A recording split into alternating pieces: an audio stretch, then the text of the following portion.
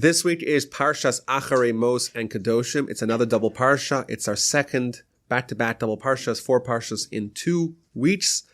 And these parshas are pretty incredible because it continues with the flavor of Leviticus, of a lot of ritualistic laws. For example, it starts off with the laws of Yom Kippur, very detailed instructions of what happens on Yom Kippur in the Holy of Holies and the whole procedures that the Kohen Gadol has to do.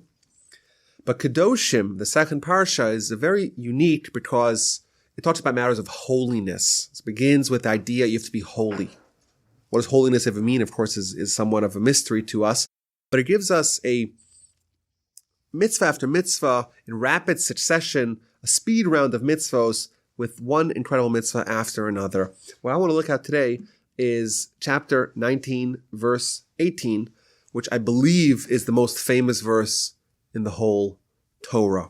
And that, of course, is because it was like many of our good ideas, it was plagiarized by other religions. And I'll read the verse in Hebrew, and then we'll see what we could understand and learn from it, because I think there's a very powerful lesson in this verse. Lo sikom v'lo sitor et bnei amecha. Don't take revenge upon your fellow man. And it gives 2 ways of revenge. There's 2 kinds of revenge. The way Rashi explains, there's revenge, where someone does something bad to me, I do something bad in return. And there's a second form of revenge where someone does something bad to me, I do something good in return, but I say, I'm better than you. You did something bad for me yesterday. I'm going to do something good for you today. That's also a prohibited form of revenge. But the verse concludes, Ve'ahavta l'reacha kamocha. You should love your fellow as yourself. Ani Hashem. I am Hashem. And I think of all the mitzvahs in the Torah, perhaps this one of loving your fellow as yourself is maybe the most difficult one to fulfill. I think not just because it's so hard to love other people, but also because it's not specific. It's not an action. It's more of like a motion. The Torah could tell me, put on tzitzis, put on tefillin, affix some mezuzah on your doorpost, observe Shabbos. These are the laws. This is what you need to do. Take the steps and you do the input, you get the output. Study Torah, say prayers, send away the mother bird. The mitzvahs are actionable. You do this and you fulfill the mitzvah. Here we're not told what to do.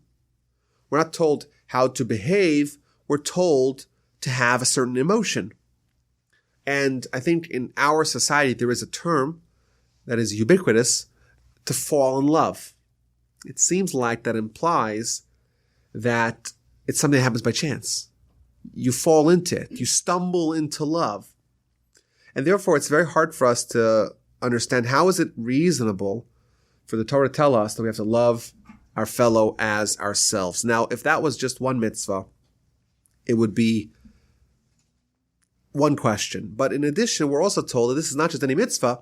This is a very important mitzvah. This is a mitzvah that's equal to all the Torah combined. This is a klal gadol b'Torah. This is a major principle of all Torah. When Hillel was approached by the convert, on one foot, teach me all of Torah, the convert asked, and Hillel tells him, that you hate, don't do to your fellow man, i.e., love your fellow as yourself. I think there's something here in the Torah and the way the Torah is telling us this mitzvah and the expectation that we can fulfill this mitzvah. I think it really is going to unlock for us a tool that is incredibly valuable in all kinds of ways. So let's just understand what we're trying to figure out over here. We're told, Ve'ahavta l'reacha kamocha. It doesn't say love your fellow. It says love your fellow to a certain degree. How much do I have to love my fellow? Kamocha, as yourself. What does that mean? So what it means is, according to the accepted understanding, is that not necessarily you have to love your fellow as much as I love myself. Let's say I love myself 1,000 units of love. I have to love my fellow 1,000 units of love too. No, it's not what it means necessarily. What it means is you have to love your fellow in the same manner, in the same way, the same type of love that you give to yourself, give to your fellow. So what does that mean? Suppose there's someone who's your fellow man. When I say man, of course, I mean human, not man, not woman, not men as opposed to women. So there's someone that you know and you don't really like them. But you know what? The Torah says I have to love them. So you clench your nose and you ignore your feelings of revulsion and you love them. You have not fulfilled the mitzvah. You don't love yourself because you were commanded to love yourself. It's not like we got a list. Okay, I love myself. Okay, duly noted. It's a mitzvah. I love myself. No, we love ourselves naturally, instinctively, intuitively. Naturally, from the beginning of our lives, we are programmed. We're wired to love ourselves. We have to love our fellow man in that same manner. So this, of course, makes our problem more difficult. Not only are we told we have to love someone, but we're also told that means to have a natural love the way we love ourselves. And that seems to be very difficult to fulfill. And the question that I want to dwell upon here is, it seems like the Torah's insinuating that it's possible. Obviously, if it wasn't possible to fulfill this mitzvah, we wouldn't have this mitzvah. That's a basic rudimentary premise that we have to operate under. The Torah obviously tells us things that are possible to do. Can't tell us things that are not possible for us to do. That's not reasonable to expect us to do something we can't do. Obviously, there is some way, there is some formula that we could follow that will make this possible. There are steps that you could do to make sure that the goal of loving your fellow as yourself in the same way that you love yourself, it's possible. And I think that if we could discover what this formula is, it's doubly beneficial. Of course, it's beneficial because, well, there's a mitzvah of the Torah, and every mitzvah is precious, and every mitzvah is important, and every mitzvah is mandatory, and every mitzvah is immutable, and every mitzvah is a requirement that we have to abide by, we have to upkeep. And therefore, if I could tell you the secret of this formula, the love formula, how to love someone as yourself, how to love someone emotionally, how to love someone naturally, if I teach you that, if we discover that, then we're able to fulfill the mitzvah. But in addition, I think this is an area in which our society struggles mightily. It's no secret. You don't need to be a social scientist or a statistician or a deep surveyor of human relationships to know that, unfortunately, in our world, it happens all the time where people say to their spouse that I'm going to love you till death do us part, and then they renege on that commitment. Everyone knows people who have gotten divorced. Everyone knows people who were in love, quote unquote, who fell in love and somehow fell out of it. And that, of course, is tragic, and it's sad, and it's painful, and it's expensive, and it's a cause of undue human suffering. So if we can figure out this formula, it'll help us not only fulfill the mitzvah, but also the people that we pledge to love till death do us part, will be able to fulfill it.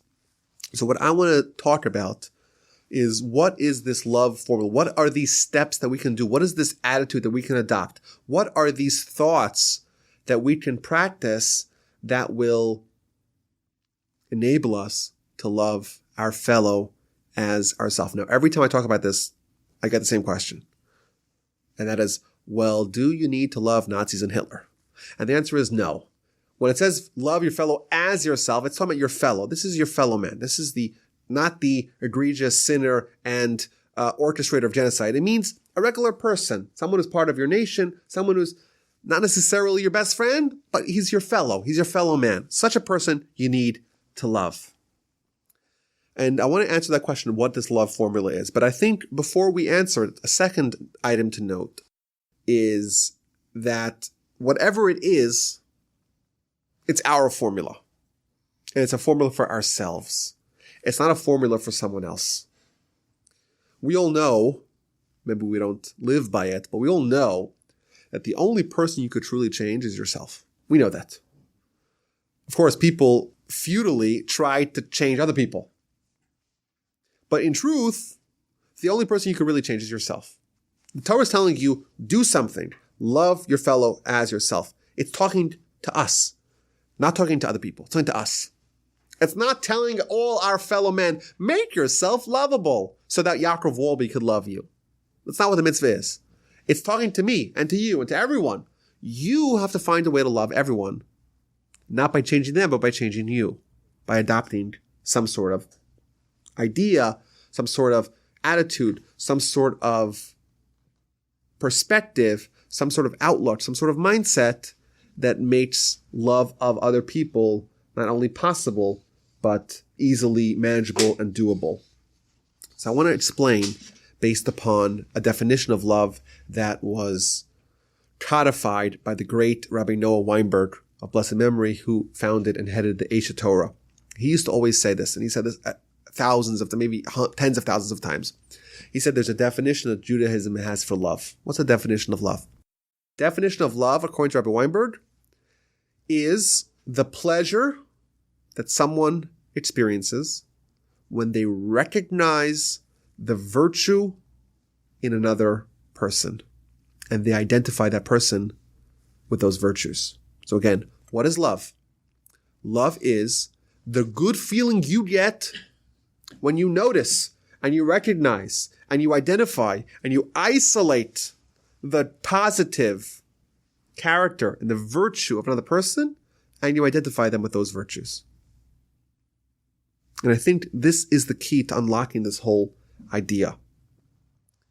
Every single person to ever grace the Almighty's planet is a collection of positive and negative character.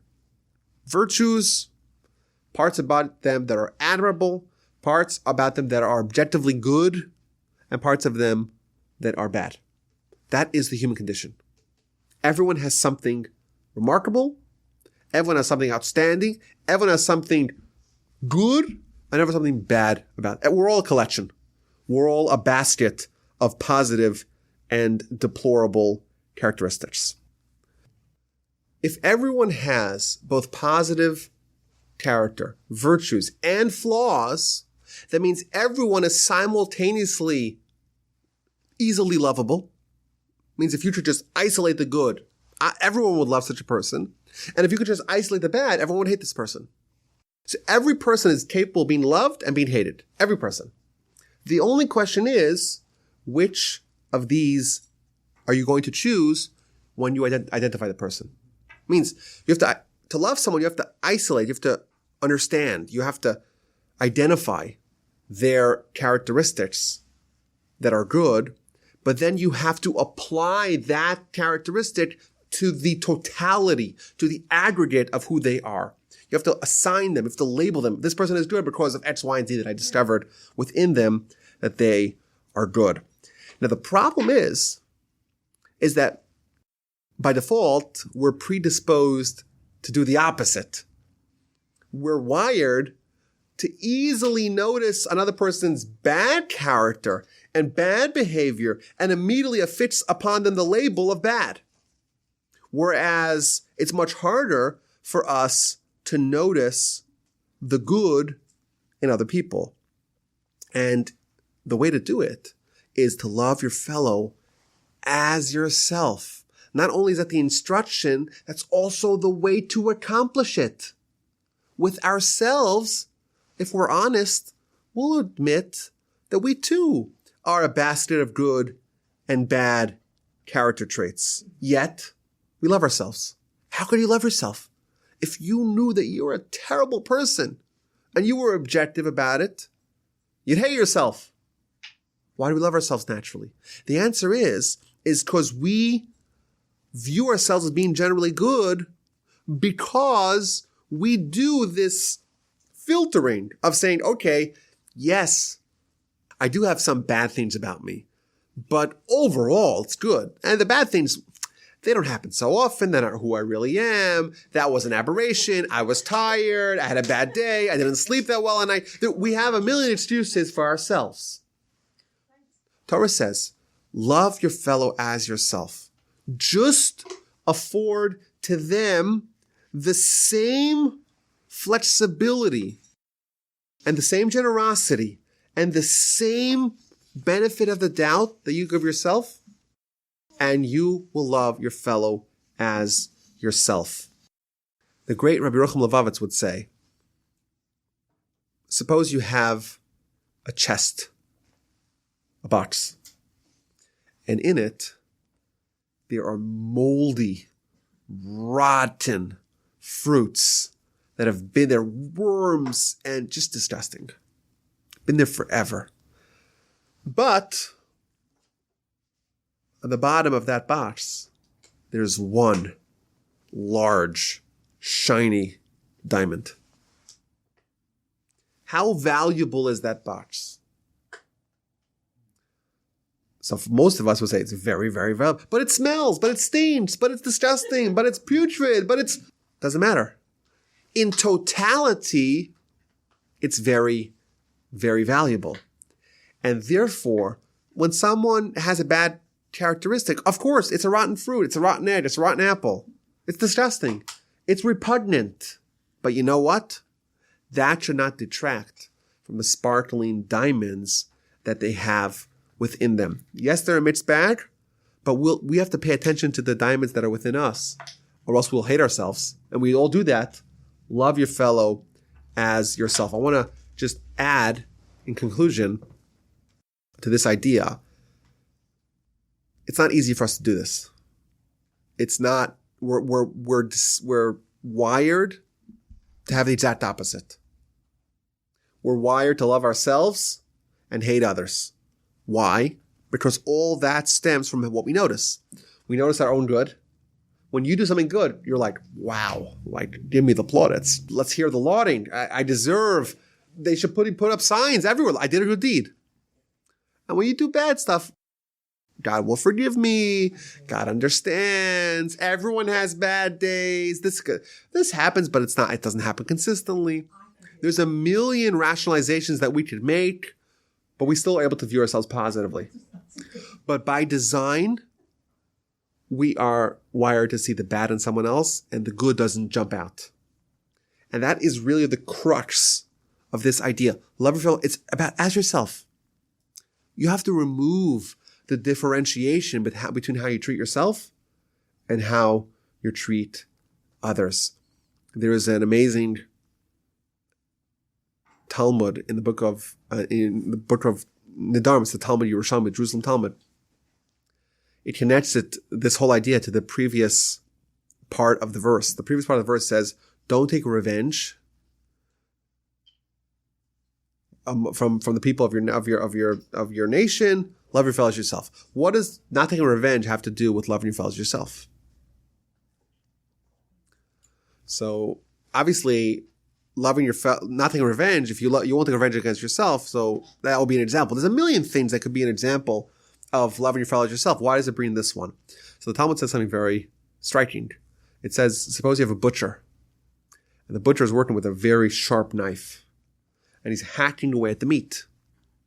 And by mistake, he doesn't realize that his finger or his hand or his wrist or something like that is under the blade. And with his right hand wielding the knife, he injures his left hand. So the left hand's now bleeding. What does the butcher not do? The butcher doesn't pick up the knife in his left hand and get revenge by slashing the right hand. That never happens. Because even though your right hand caused damage to your left hand, that doesn't warrant that you should cause even more damage to yourself by hacking away on your right hand. That's what the mitzvah says. That's what it means to love your fellow as yourself. As yourself. Ultimately, really, we are all one entity. Where all the souls are really united. All the souls stemmed from Adam. We were all part of one soul. But certainly the Jewish nation, they are really ultimately one souls that are spread out into different bodies. But in the soul level, we're all one. And therefore, the Torah is encouraging us, live as a soul. Recognize that it's only because of your body that you're separate from other people.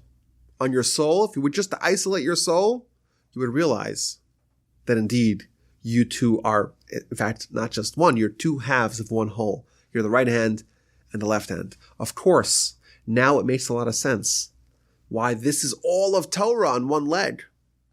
That's what Torah is. Torah is the guide for us how to live as a soul. What's the ultimate manifestation of that? Klal Gadol Torah, a great principle that encompasses all of Torah. How to have a condensed version of Torah. Balancing on one leg. Love your fellow as yourself. Live as a soul and recognize that you and your fellow Jew are the right hand and the left hand of the same entity. You do that, well, there's no difference. Your fellow is yourself. Of course, if you love yourself, you will love your fellow.